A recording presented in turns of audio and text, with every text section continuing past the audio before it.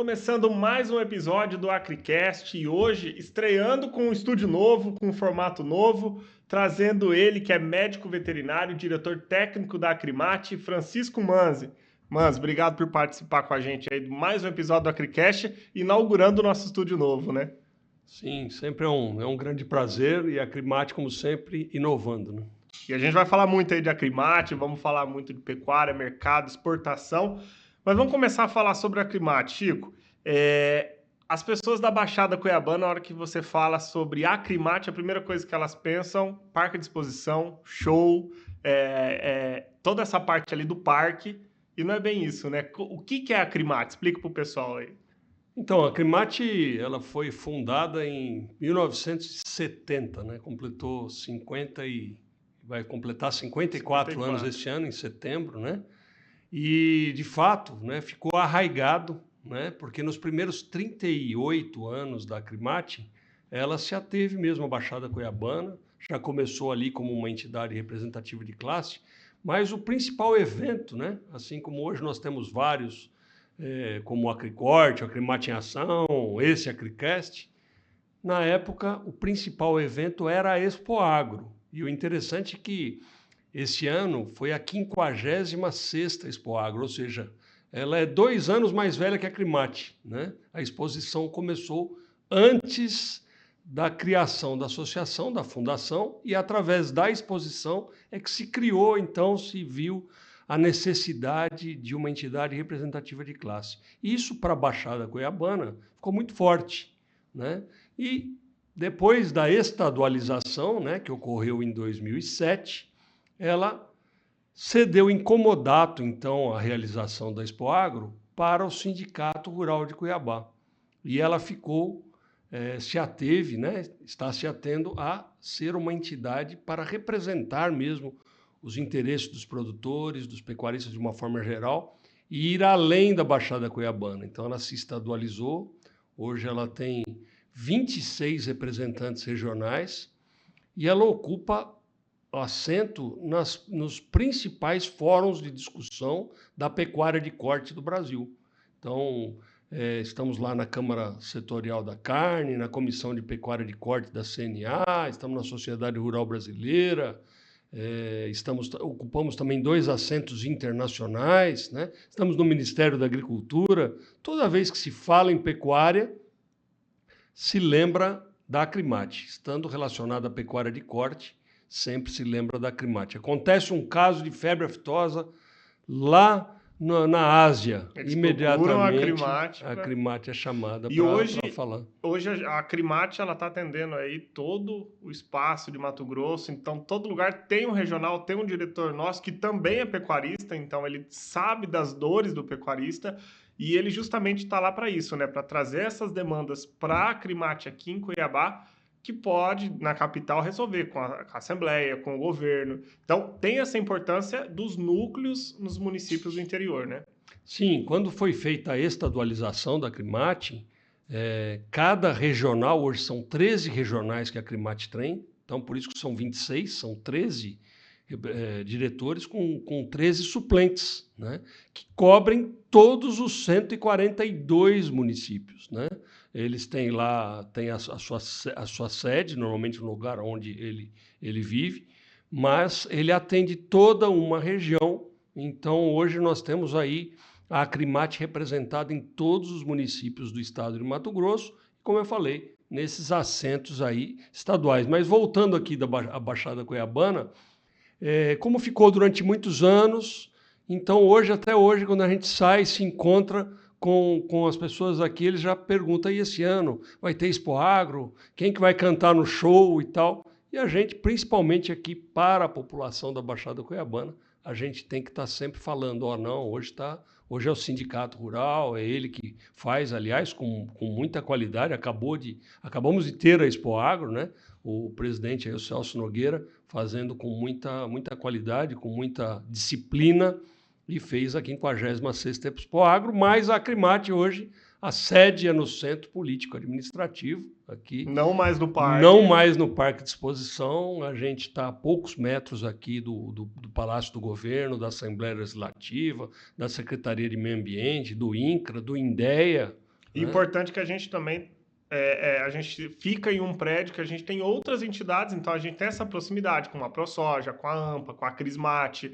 É bom os setores estarem reunidos para também poder buscar qualquer melhoria para o setor, né? Não, sem dúvida. Além de estar no mesmo prédio ou próximo, essas entidades elas lutam juntas, né? Nós temos hoje uma sintonia muito grande com os criadores de suínos da Crismate, com a ProSoja, com a AMPA do algodão, com a própria Federação da Agricultura que está aqui praticamente no prédio ao lado, né? Em frente tem a ABCZ, Associação Brasileira dos Criadores de Zebu, ou seja, nós temos muitas pautas comuns e a gente está sempre lutando junto. E é por isso que surgiu o Fórum Agro, né? Que é justamente para representar de forma aí unida essas cadeias produtivas junto às principais demandas do estado de Mato Grosso. E isso é importante demais porque precisa dessa união para ajudar o pecuarista, para ajudar o produtor rural, né?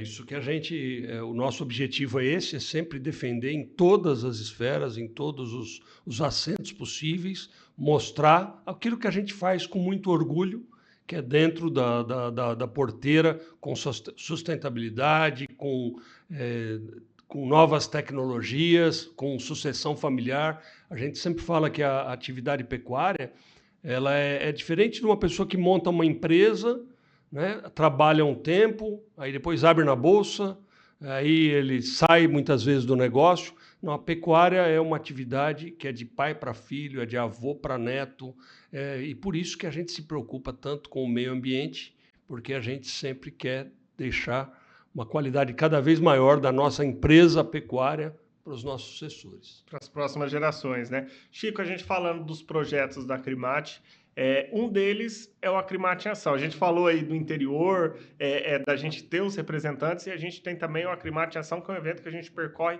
o estado todo, levando informação e buscando demandas. Como que funciona o Acrimate em Ação? Você que está rodando há tanto tempo nessa jornada. Esse é um dos projetos que a Crimate tem, que se chama Acrimate em Ação. Nós já estamos na 12ª edição.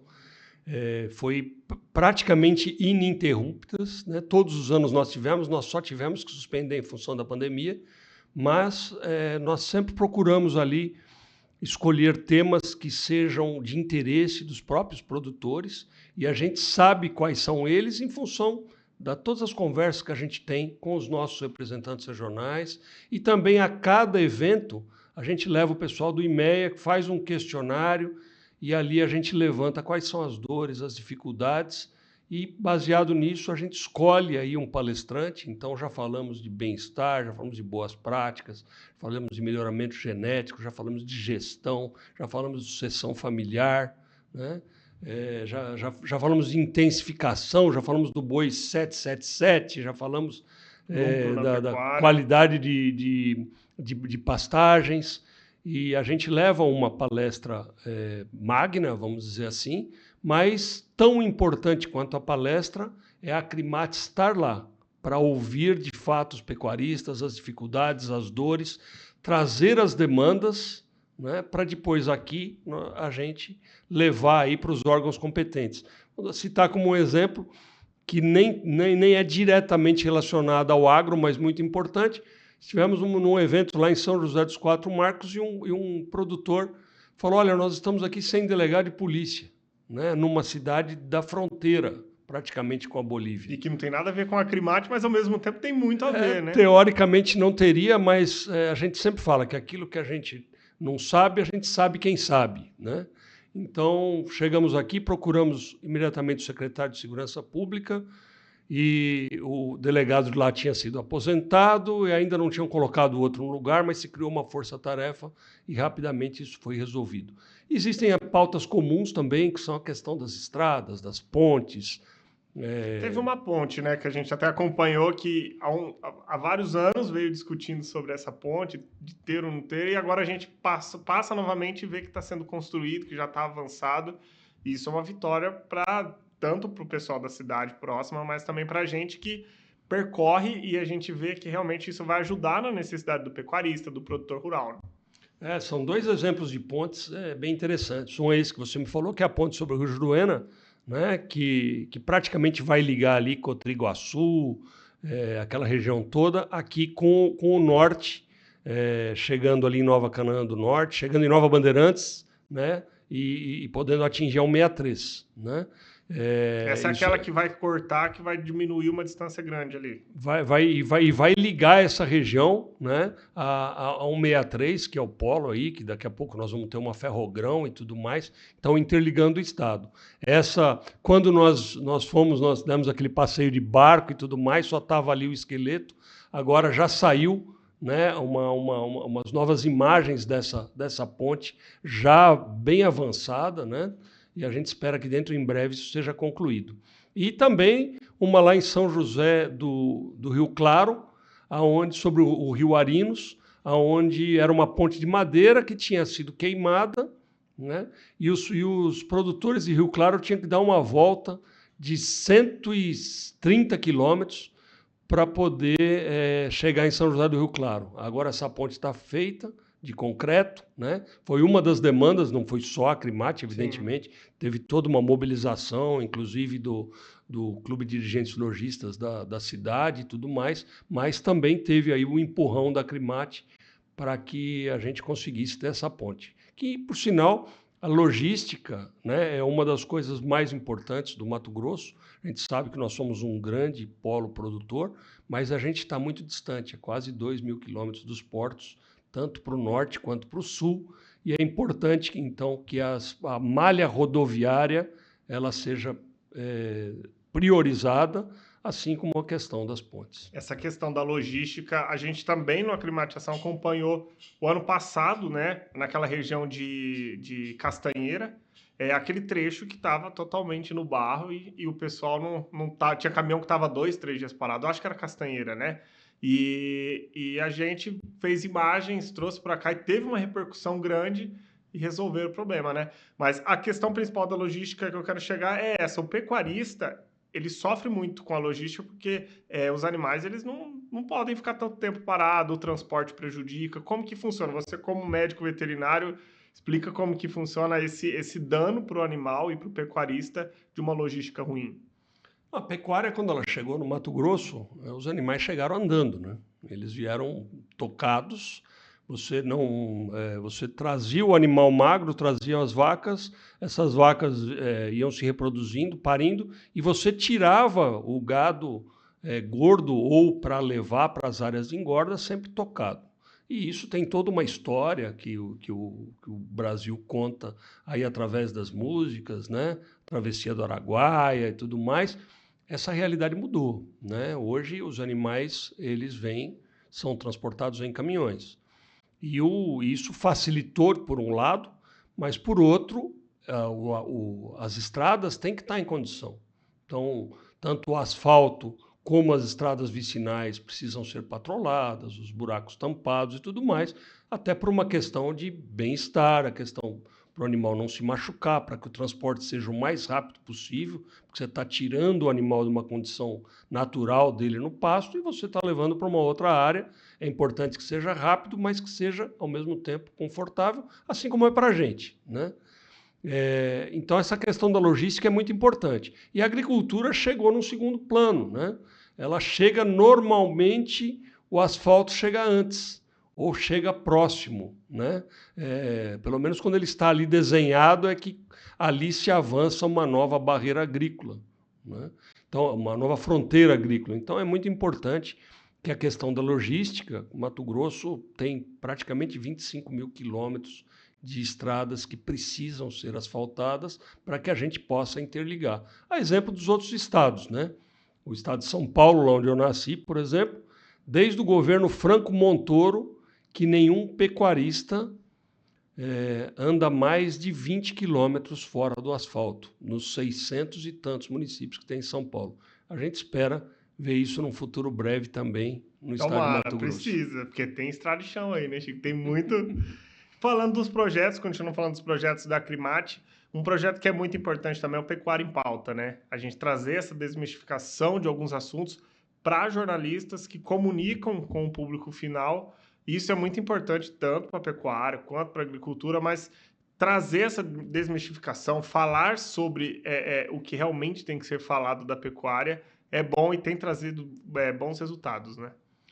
O muito, muito bacana, muito gostoso da pecuária é que você é só abrir as porteiras, né?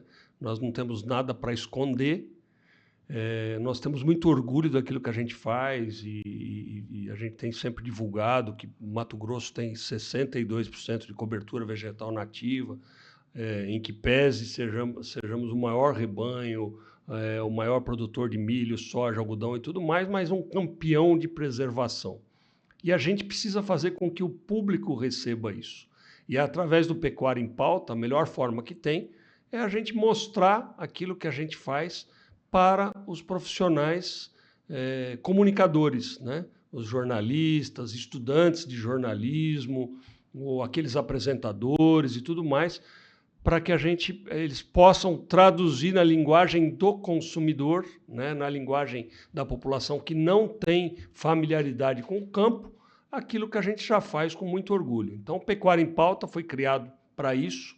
A gente traz palestras falando de meio ambiente, traz pesquisadores com dados comprovados, como o pessoal da Embrapa Territorial, o pessoal da Embrapa Gado de Corte, também falando sobre os grandes benefícios do nosso produto, que é a carne vermelha, a importância dele, né? Já trouxemos vários profissionais dessa área, médicos e tudo mais, mostrando também a importância que tem a carne na alimentação, né? A gente sempre fala que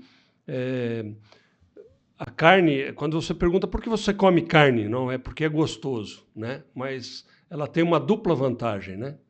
Além de ser gostoso, ele é um produto que é indispensável para o ser humano em todas as fases da vida dele, Questão desde a nutricional, intrauterina, né?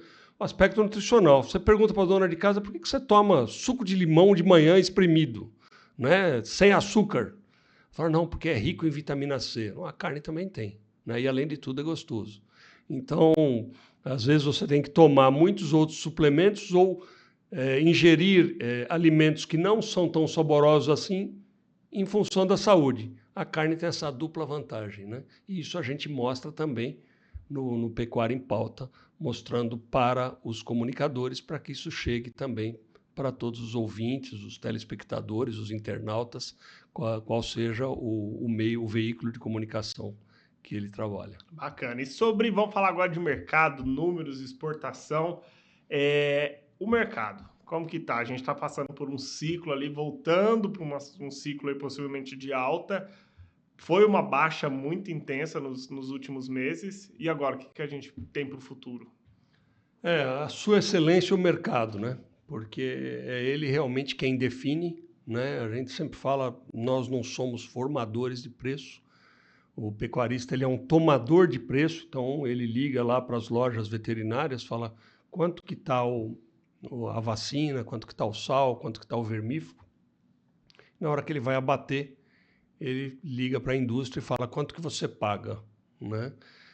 Não é a indústria, evidentemente, que ela paga quanto ela quer, ela também em função do consumidor, em função dos supermercados, ali que ela compõe o preço.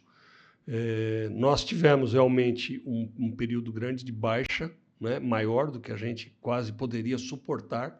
Teve muitos pecuaristas que diminuíram muito a atividade, muitos saíram da atividade, muitos estão endividados em função dessa baixa drástica, porque nós saímos aí, vamos dizer, em janeiro de 2021, de uma arroba de mais de R$320, e ela chegou quase a metade disso, um pouquinho mais da metade disso, e os custos de produção não caíram na mesma proporção. Então, agora que ela começa a retomar um pouco, né, com isso o pecuarista mandou muitas vacas para o abate, né, porque só os bezerros não eram suficientes para ele quitar suas contas, então ele teve que matar a galinha dos ovos de ouro, enviar as vacas para o abate, e agora nós estamos vivendo aí um início de diminuição de oferta de bezerros, e com isso as vacas são retidas a gente tem uma expectativa de um aumento no preço da arroba em função disso. O mercado já está um pouco mais estável a partir do início de meados de julho, agora iniciando agosto já, como se diz na pecuária, o boi está com a cara para cima, né? E a gente espera que o pecuarista seja melhor remunerado. Mas o mais importante é que não falta produto, né? Não tem um açougue que não tenha carne, não tem um Isso é um supermercado ponto que não tem importante que carne. a gente além de atender, às vezes os menos desinformados ali, eles acabam falando que a gente produz e exporta e não vai faltar aqui dentro, né? Aqui tá tranquilo. O Brasil, consumo de carne, a gente tá tranquilo, né? Não, nós estamos tranquilos por muito tempo e porque, primeiro de tudo, hoje a gente já é um dos maiores exportadores, né? Às vezes o primeiro, às vezes o segundo maior exportador de carne. Nós já atingimos hoje mais de 140 países. No Mato Grosso, a nossa carne já tem mais de 80 destinos internacionais. Mas, se a gente somar tudo que todos esses países compram, ainda não dá 1/3 do que fica aqui dentro. E basta que tenha demanda por parte dos consumidores ou da própria indústria, né, que o produtor ele consegue intensificar a sua produção e aumentar a quantidade produzida de forma muito rápida, né? A gente tem uma média hoje de 5 arrobas por hectare ano produzida, essa é a média mato-grossense, que já é 25% maior do que a média nacional, mas nós temos muitos produtores produzindo aí 20, 30, 40, 60 arrobas por hectare. Então basta que tenha um valor que remunere o pecuarista para que ele possa fazer investimentos.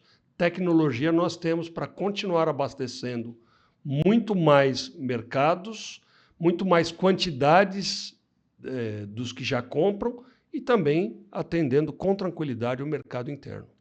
A gente falou sobre o mercado, sobre valores. Eu acho que é muito legal a gente falar sobre o preço lá no final, lá na gôndola do mercado. Às vezes, a dona Maria que está ali em casa, ela acha que a culpa do valor da carne está 40, está 50 ou está 20, é do pecuarista. Não é, né? Como que funciona esse mercado do pecuarista até a gôndola do mercado? Quem que dita realmente o preço? Como que o preço é elevado ou tem a redução do valor? São vários os fatores que fazem com que o preço suba, né? A falta de oferta, que é a única coisa onde a gente poderia interferir, podem ficar tranquilos os consumidores, porque nós temos produto de sobra para oferecer. Mas os supermercados utilizam várias estratégias, inclusive a carne é um grande chamariz. Então pode olhar que nos supermercados o açougue ele fica sempre lá no final do mercado, para que o consumidor passe por todas as gôndolas, olhando os outros produtos, as outras promoções, para daí ele chegar lá.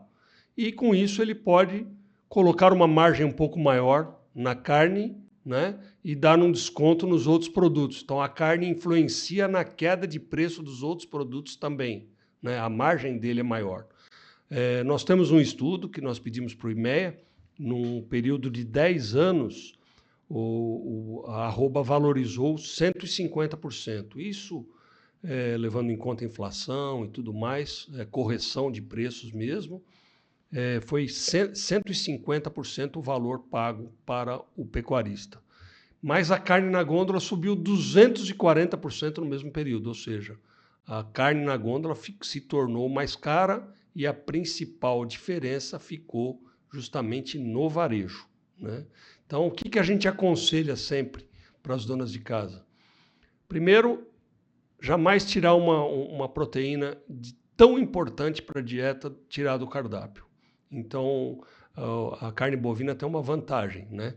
Da ponta do rabo até a carne de pescoço, cada uma tem um sabor diferente. É por isso que a gente pode consumir carne bovina diariamente, que a gente não enjoa, né? Então, um dia você come uma picanha no final de semana, junto com um ancho, um chorizo, né? Uma fraldinha, uma maminha, uma alcatra. Durante a semana você tem ali o bife.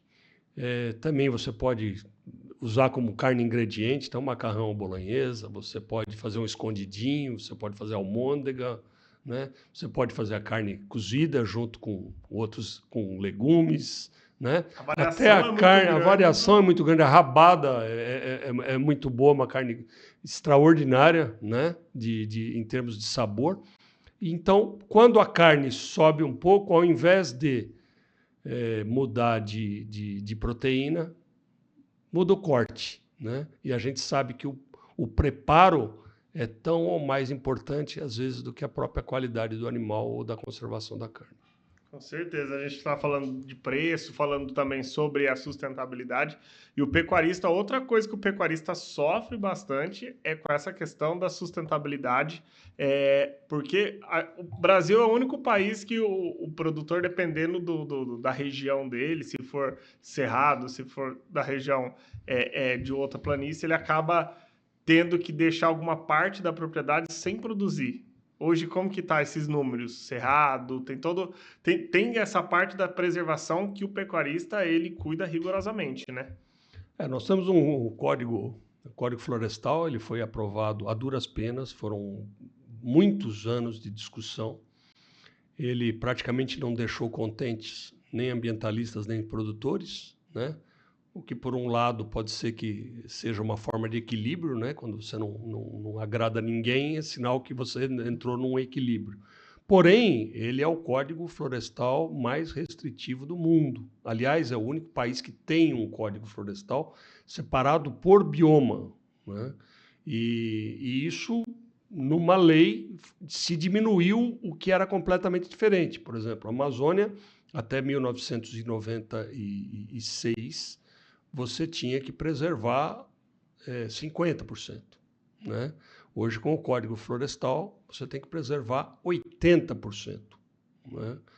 Do bioma amazônico. Então, qualquer propriedade, fazenda bruta, hoje, se ele comprar uma área totalmente de mata, se ele resolver fazer pecuária lá nessa fazenda, ele vai poder desmatar apenas 20%. O restante, não só ele não pode abrir, como ele fica responsável pela manutenção, por cuidados com aceros, para evitar incêndios e tudo mais. Isso varia em função do bioma. E se ele abrir, ele acaba prejudicando os outros 20. Acaba que pode ser que o gado nem venda por causa... Sim, ele é um crime ambiental se ele for além do código, né? No cerrado, ele tem que preservar 35%, né? Então, ele só pode trabalhar em 65%. Seria o equivalente a você construir um hotel com 100 quartos, por exemplo, e na Amazônia você só pudesse usar 20, mas os outros 80 você tem que limpar, tem que fazer manutenção, Mas não pintar pode de vez em usar, quando, não usa. mas não pode usar, né? Mas, e mesmo com isso, ainda existe ali países querendo exigir que nem esse que ele tem direito, nem esses 20% ele possa lançar mão disso, né? A gente entende que o mercado consumidor ele pode fazer a exigência que ele quiser, né? O consumidor tem todo o direito, eu só compro de quem não desmatou nada, mas nós não podemos ir além da lei. Aqui, a lei não pode me obrigar a ir além dela, né? Então, o consumidor ele pode exigir o que ele quiser, mas ele vai ter, então, que pagar um pouco mais por isso. É o tal do pagamento por serviços ambientais também, que a gente, a duras penas, vem exigindo, mas sempre eles fazem vista grossa com relação a isso. Mas a gente, em exportação, a gente vem ganhando espaço e vem conquistando novos países. A cada ano, a gente vem ganhando mais território, né? A nossa carne hoje ela já atinge... Hoje tem 195 países na ONU, né? A nossa carne já está em mais de 140. Porque nós temos a qualidade, nós temos a sanidade, nós temos o respeito ao meio ambiente, né? O Brasil, como um todo, tem ainda mais de 60% com a mesma cobertura vegetal que tinha quando o Cabral chegou no Brasil, ou seja, cobertura vegetal nativa. A gente sabe que mais de metade dessas reservas estão dentro das propriedades rurais, ou seja, são aqueles produtores que, vamos dizer, em outros países poderiam se utilizar da área inteira, mas que no Brasil ele é obrigado a preservar, e ele tem feito isso. O CAR tem mostrado para nós que a grande maioria dos produtores, a imensa maioria dos pecuaristas, agricultores e tudo mais, eles realmente preservam as áreas de preservação permanente, preservam a mata ciliar, né? Então, nós somos campeões em produção, somos campeões em preservação também. Hoje, quem que é o maior comprador nosso?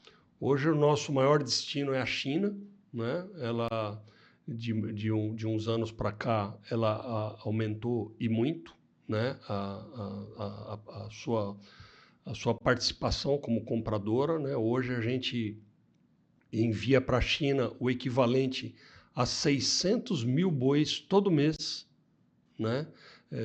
Para você ter uma ideia, o Mato Grosso é o maior produtor do Brasil, tem 15% do rebanho. O Mato Grosso abate 600 mil cabeças por mês, ou seja, precisa um Mato Grosso para exportar para a China na quantidade que eles compram. Como Egito. Nós temos vários, os países árabes de uma forma geral, próprios Estados Unidos, que começou de forma bastante acanhada, com 20 mil toneladas, hoje já está em praticamente 200 mil toneladas por ano, né? E nós temos um grande mercado, que é o maior mercado brasileiro, que é o mercado interno. Bacana. E a gente também, o pecuarista ele vem aprendendo a produzir mais no mesmo território, né? E isso é importante tanto para a sustentabilidade quanto para aumentar os números para uma possível exportação lá para o futuro, em poder ter mais animais no mesmo território. Como que está essa questão? A partir do momento que a propriedade ela se tornou valorizada, né? Porque a terra, nos primórdios, ela tinha um valor bem mais baixo do que ela tem hoje. Hoje a terra, vamos dizer que é o maior patrimônio do pecuarista. Então ele tem que fazer com que essa propriedade, que tem um valor bastante grande, que ele produza o máximo possível nessa área. Como hoje ele não vai mais, está cada vez menos a necessidade de supressão da vegetação e ele se adequando ao código, ele vai produzindo cada vez mais na mesma área. Por isso que eu falei que tem produtores aí, enquanto a média é 5, tem produtores produzindo 60. Não é barato aplicar tecnologia, você intensificar os animais, a produção, ela não é simples de fazer e ela é onerosa, né? Por isso que o preço ideal é aquele preço que o consumidor consiga, que a dona de casa consiga pagar, mas que seja um valor que remunere o pecuarista. Porque se o pecuarista não conseguir se remunerar na atividade, ele vai sair da atividade ou ele vai produzir com menos eficiência e, com isso, quem sabe um dia até faltar carne na gôndola. Por isso que é importante o equilíbrio. Que a exportação ela vai dar uma estagnada em questão de números ou a tendência ela sempre aumentar a quantidade de toneladas que a gente envia para os países? Eu acho que mais importante do que conquistar novos mercados, como nós falamos que já estamos 140 dos 195, mas eu acho que nós temos, basta que queiram comprar, né? Nós temos alguns mercados que ainda não compram a carne brasileira, por um motivo ou outro, e a gente pode falar sobre sanidade também por esse motivo.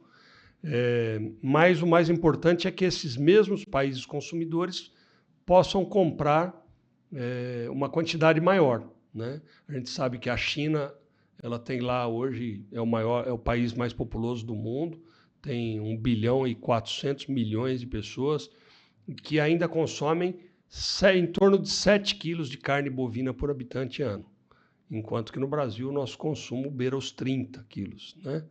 A cada quilo que um chinês comer a mais por ano, equivale a quase mais de 1 milhão de toneladas, né? Então, a gente acredita que vai haver um aumento da compra por parte desses países também. E agora nós paramos já de vacinar, o Brasil deve pedir o reconhecimento como livre de febre aftosa sem vacinação em maio do ano que vem, e a gente acredita que países como a Coreia do Sul, como o Japão, que já tem visita marcada para visitar plantas brasileiras, comece também a adquirir os nossos produtos para que a gente tenha um aumento do número de países, da quantidade por país. Alguns estados já receberam esse reconhecimento. Como que... Sim, nós já temos hoje 5 estados, né, que é o Rio Grande do Sul, Paraná, Santa Catarina e os estados de Rondônia e Acre, né, e algumas partes, alguns municípios do estado de Mato Grosso e do Amazonas, que já têm o reconhecimento internacional. Mas a partir de maio, nós vamos pleitear, então o Brasil vai pleitear junto à Organização Mundial de Saúde Animal o reconhecimento do país todo de livre de febre aftosa sem vacinação. Já paramos de vacinar, né? Em abril foi a última vacina que o Brasil realizou e, se tudo correr como está previsto no plano estratégico, a gente pode pedir esse reconhecimento internacional em maio do ano que vem. E a Crimate está junto, lutando por isso também. A Crimate, ela participa dessas discussões do PINEFA, né, que é o Plano Estadual, Plano Nacional, desde quando ele surgiu, em 2017, né? Não com o intuito de retirar a vacina a qualquer custo, mas que nós tivéssemos um sistema de vigilância forte, organizado. Nós não temos mais focos de aftosa desde 2005, né? Praticamente 20 anos no Brasil inteiro, e no estado de Mato Grosso já vai para o 29º ano sem nenhum foco de febre aftosa, e isso nos permitiu galgar, então, a retirada da vacinação. Com isso, se fez todo um trabalho, foram 101 operações, né, de fortalecimento de vigilância, dos cuidados, busca de um banco de vacinas, treinamento tanto do serviço veterinário oficial quanto do serviço veterinário privado, para que, em caso de surgir um foco de febre aftosa, que a gente espera que não aconteça, mas que a gente possa rapidamente mitigá-lo. E, juntamente com a febre aftosa, vem todas as outras doenças que a gente vem evoluindo. Nós já caímos pela metade a prevalência da brucelose no Brasil. Nós temos um reconhecimento de um país que no caso da doença da vaca louca, o risco é desprezível, que é o menor que existe lá pela Organização Mundial. Nunca tivemos nenhum caso de vaca louca típica, né? Então, isso que a gente tem também para mostrar para o mundo, que nós temos aí um produto de excelente qualidade sob o ponto de vista sanitário também. Chico, para finalizar, o pecuarista que ainda não é associado, o pecuarista que quer associar a Crimate, primeiro, qual que é a importância, né, dele associar uma entidade e como que ele faz isso? Ele não custa nada, né? Nós somos hoje 129 mil produtores. Vamos dizer, nós temos a mesma quantidade de pecuaristas que tem de associados, por exemplo, na Associação Americana de Criadores, que é uma associação nacional, né? De um país com 300 milhões de habitantes, né? Então, para ele se associar, não tem custo algum, basta ele entrar em contato aí pelo site da Crimate, pelo WhatsApp da Crimate, que está aí sendo divulgado. Se ele tiver uma inscrição estadual como produtor de bovino de corte, ele pode se associar sem custo algum. A Crimate, o recurso dela vem através de um fundo de quando os animais vão para o abate.